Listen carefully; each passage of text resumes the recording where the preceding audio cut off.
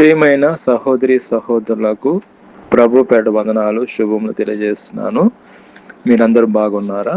మీ అందరి గురించి ప్రార్థన చేస్తూ వస్తున్నాము. మీరు ఎవరైనా కొత్తగా ఛానల్ చూస్తున్నట్లయితే దయచేసి సబ్స్క్రైబ్ చేసుకోండి. అదేవిధంగా ఇతరులకు కూడా తెలియచేయండి. ఈరోజు మనం దేవుని వాక్యంలో నుంచి నీతిమంతుడు విశ్వాసం మూలంగా జీవించును. గలతీయులకు రాసిన పత్రిక 3వ అధ్యాయం 11వ వచనంలో రాయబడి ఉన్నది. నీతిమంతుడు విశ్వాసం మూలంగా జీవించును. మన దేవుని వాక్యం నుంచి మనం చూసినట్లయితే బైబిల్లోని అత్యంత ప్రాముఖ్యమైన వాక్యాలలో ఒకటి.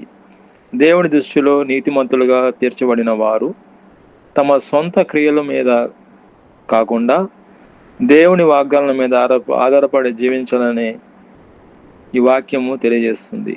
అదేవిధంగా ప్రతిరోజు దేవునిపై ఆధారపడడం, నడవడము ఇది దేవుని ప్రేమకు అదేవిధంగా నమ్మకత్వానికి సంపూర్ణంగా నమ్ముతూ ముందుకు సాగడమే సూచిస్తుంది. కాబట్టి మనం దేవుడి వాక్యంలో చూసినట్లయితే రోమిలకు రాసిన పత్రిక 1వ అధ్యాయం 17వ వచనంలో అపోస్తుడైన పౌలు క్రైస్తవ విశ్వాసానికి పునాది. కాబట్టి పునాది అపోస్తుడైన పౌలు క్రైస్తవ విశ్వాసానికి ఆయనే పునాది. హెబ్రీయులకు రాసిన పత్రిక మనం చూసినట్లయితే 10వ అధ్యాయము 38వ వచనం చూసినట్లయితే కష్టాలు శ్రమలు వచ్చినప్పుడు వెనక తీయకుండా విశ్వాసంలో స్థిరంగా ఉండాలి. అదేవిధంగా విశ్వాసంలో ముందుకి వెళ్ళాలి. జీవితంలో ఎదురైన ఏ కష్టమైనా ఏ సమస్య అయినా తన సొంత బలాన్ని నమ్ముకోకుండా దేవుని వైపు చూస్తూ జీవించాలి. అదేవిధంగా మనం చూసినట్లయితే విశ్వాస జీవితం కలిగి ఉండాలి. మనం విశ్వాసము దేవుని వాగ్దానాలను, ఆయన కృపను మరియు రక్షణను సంపూర్ణంగా నమ్మి ఆ నమ్మిక ఆధారంగా ప్రతిరోజు జీవించాలి. అదేవిధంగా మనం చూసుకుంటే విశ్వాసం మూలంగా నీతిమంతుడు జీవించును. అబ్రాహాం గురించి మనం చూసుకున్నట్లయితే అబ్రాహాం విశ్వాసానికి తండ్రి. అతనికి సంతానం లేకపోయినా వయసు ఎక్కువైపోయినప్పటికీ దేవుని వాగ్దానం మీద నమ్మకం ఉంచి ఆయన పిలుపునకు లోబడ్డాడు. అతని విశ్వాసమే అతనికి నీతిగా ఎంచబడింది. అదేవిధంగా నోహా గురించి మనం చూసుకుంటే తన కంటికి కనిపించని జలప్రళయం గురించి దేవుడు హెచ్చరించినప్పుడు దేవుడు మాటకు గుడ్డిగా నమ్మి ఓడను నిర్మించాడు. అదండి విశ్వాసం. అదేవిధంగా మోషే చూసుకున్నట్లయితే మోషే తల్లిదండ్రులు మోషే అందమైన శిశువు అని గ్రహించి రాజు ఆజ్ఞకు భయపడక 3 నెలలు దాచిపెట్టారు. హెబ్రీయులకు రాసిన పత్రిక 11వ అధ్యాయంలో రాయబడినది. అదండి విశ్వాసం. విశ్వాసము అంటే అబ్రాహాం గురించి మనం చూసుకున్నాము, నోహ గురించి మనం చూసుకున్నాము, మోషే గురించి మనం చూసుకున్నాము. అదేవిధంగా మనం చూసుకున్నట్లయితే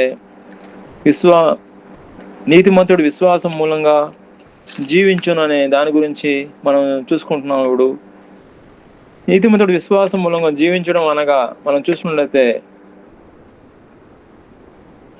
బైబిల్లోని అత్యంత ప్రాముఖ్యమైన వాక్యము రోమిలకు రాసిన పత్రిక 1వ అధ్యాయం 17వ వచనంలో దీన్ని అంతరార్థము ఏమిటంటే మనుషులు తమ సొంత క్రియల ద్వారా కాకుండా దేవునిపై పరిపూర్ణమైన నమ్మకం విశ్వాసం ఉంచడం ద్వారానే నీతిమంతులుగా తీర్చబడతారు.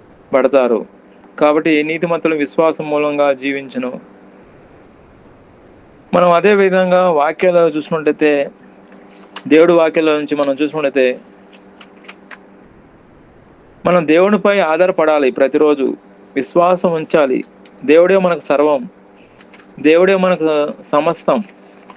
దేవుడి మీద మనం విశ్వాసం ఉంచి ముందుకు సాగాలి.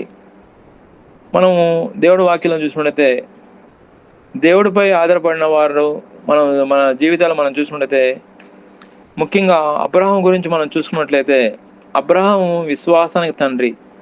అతనికి సంతానం లేకపోయినా వయసు ఎక్కువైపోయినప్పటికీ దేవుడు వాగ్దానం మీద నమ్మకం ఉంచి ఆయన పిలుపునకు లోబడి దేవుడు అతని విశ్వాసం అతని నీతిగా ఎంచబడినది.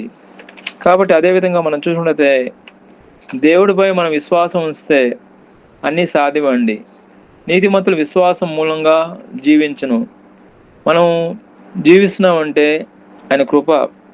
అదేవిధంగా మనం చూసినప్పుడు మనం చేసే పనులు మంచి పనుల ద్వారా కాక ఆయన కృపను విశ్వసించడం ద్వారా రక్షణ పొందుతాము.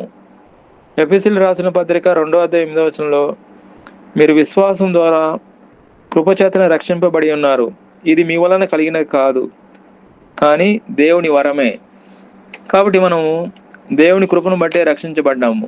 మన సొంత శక్తి కానీ సొంత బలం కానీ లేకుండా దేవుడి కృపను బట్టే మనం రక్షించబడ్డాము. ఇంకోటి లేనే లేదు.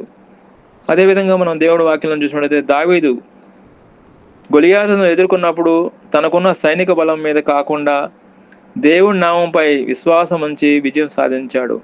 అదండి విశ్వాసం. అదేవిధంగా రూతు గురించి మనం చూసుకున్నట్టయితే రూతు తన సొంత దేశాన్ని బంధువులను విడిచి అత్త నయోమి వెంబడించి ఇజ్రాయేలు దేవుడైన యెహోవాను ఆశ్రయించింది. కాబట్టి మన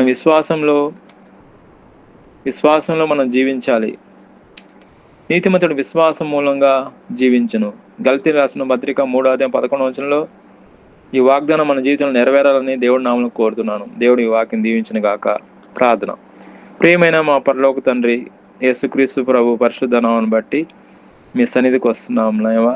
ఎక్కడైతే 2-3 మీ నామములో కూడి ప్రార్థన చేస్తారో అక్కడ మీరు ఉంటాను దేవా. మీకు స్తోత్రం. ఈ సమయంలో ఎవరైతే ఏకీభవిస్తున్నారో, ఎవరైతే వాక్యం వింటున్నారో దీవించమని ప్రభువైన యేసుక్రీస్తు నామములో ప్రార్థన చేస్తున్నాం తండ్రి. ఆమేన్.